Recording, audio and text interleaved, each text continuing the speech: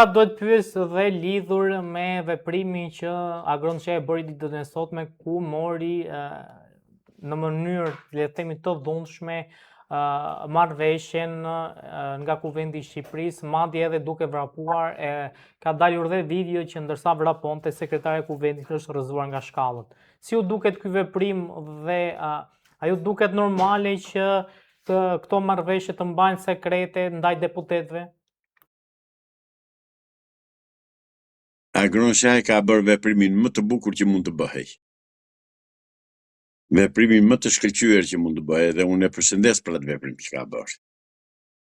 Duke qenë se ke një shtet, një qeveri, një kryeministër që gjithçka e bën në fshehtësi dhe në prapaskena, patjetër ajo është një gjë më pak që mund të bënte një deputet që e konsideron veten deputet të Kuvendit të Shqipërisë dhe përfaqësues të popullit shqiptar.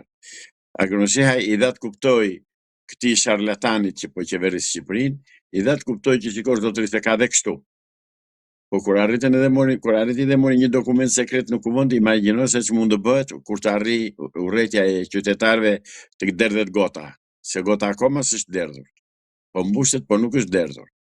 Duhet një pikë për ta derdhur gotën. Ai këtë s'po llogarit.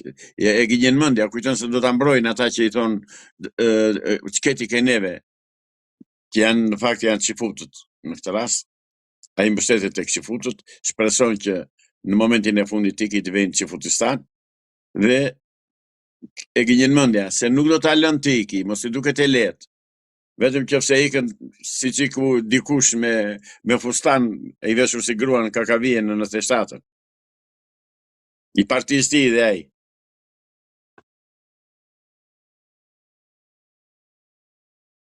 Avokat, si e keni parë veprimin e Agronçeajt gjatë këtyre protestave dhe po themi angazhimin e tij në Kuvendin e Shqipërisë?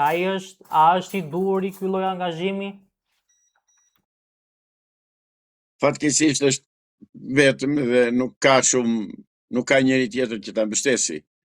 Por atë që bëri Agronçe, po të bëj në të gjithë deputetët e opozitës, që në fakt s'ka opozitë, janë të tërë të shitur e të blerë nga Salihu dhe nga Edi, patjetër që është veprim që s'ka rrugë tjetër, sepse rrugë ligjore dhe diskutim parlamentar me banditët nuk bëhet më, ka ikur ajo kohë. E keni parë arrogancën e këtij njeriu? A e keni parë? A mund të jetë kaq arrogant kryeministri i një vendi që e pretendon se e ka marrë atë pushtetin me vota? Po, zotëri, e mori pushtetin me vota, po ta quajmë të mirë qenë, e mori me 800.000 vota. Sot në shesh të kanë dalë 2 milion shqiptarë brenda dhe jashtë Shqipërisë. Pra janë rrëzuar ato 800.000 vota, kanë ngelur në minorancë. Atëre largohu zotëri, hapi rrugë demokracisë, hapi rrugë lirisë qytetarëve, largohu nga gjakderdhjet. Sepse po erdhi puna për përdorimin e forcës, atëre mjerti zotëri. Pra na ik me të mirë, populli po të del borxhit, po të vjet ditë për ditë, po të thot ik, largohu, nuk të duam, nuk e duan me populli, më ç'është kështu. Si ç'a bëre, do ta duan me pahir? S'mbajt pushteti me forcë, zotëri. Sa do ta mbash me forcë? E mbajtë një ditë, një muaj, një vit. Po do vi punë i dorëzosh, do jepsh llogari dhe mirë ai moment. Mos e dhënë Zotit kemi moment të tillë. Avokat, ka pasur një fjalim në Kuvendin e Shqipërisë nga Elisa Spiropali.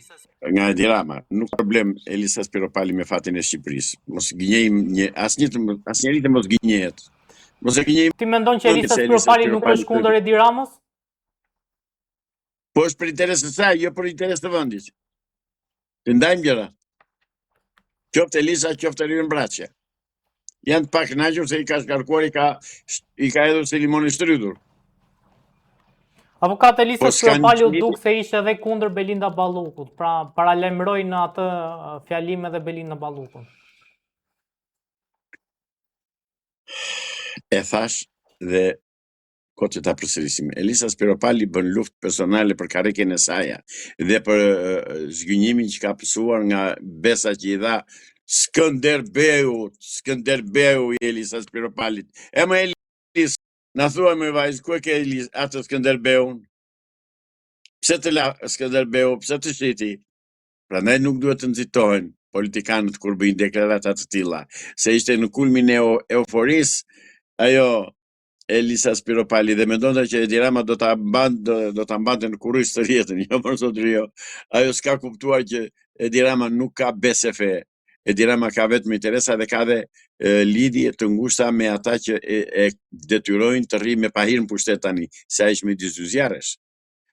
Ai është midis Silës dhe Garibdës sot në pushtet. Në tiki keq, të rri keq dhe nuk di nga t'ja mbaj. Pra duhet të kuptojmë që Elisa Spiropali nuk është gjë tjetër veç se një pak kënaqur e radhës që ai plaku. Po t'ishte me vlerë për të Elisa Spiropali e mbante, nuk mbante ballukën.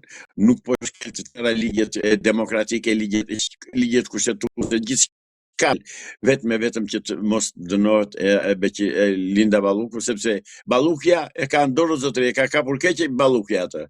Ballukja e ka kapur atje ku zihet burri keq. Ai nuk mund t'i kundërshtojë Ballukës. Ai po iku do ikin bashkë me Ballukja ja ka thënë. Po unë ka thënë do ikim bashkë.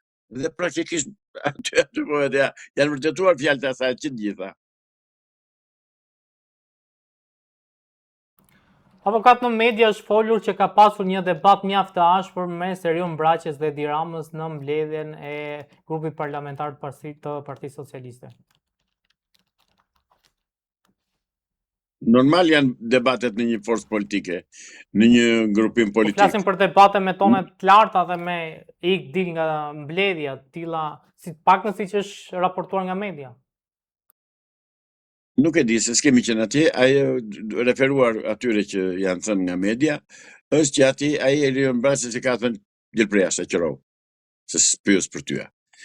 Dhe praktikisht ashtu ka vepruar deri tani. Edhe Erion Braçja është një nga të kënaqurit, të pa kënaqurit, më fal, për arsye se ai e kishte zëvendës kryeministri Erion Braçen dhe e shkarkoi. Zotëri, të tërë pa kënaqurit atë bëjnë. Nuk janë burra shteti, nuk janë politikanë, nuk janë njerëz të zgjedhur me votë dhe me respektin e qytetarëve. Këta janë deputet të futur në listë nga Edi Rama dhe ata që futen në listë as më me tyre dhe baba e tyre nuk i njohin, jo më do t'i njohë populli. Kështu që Erion Braçja nuk ka bërë asnjë gjë tjetër veç se ka shprehur pa kënaqësinë e tij, mllefin e tij, karshi Edi Ramës sepse ka lënë elektron të lirë.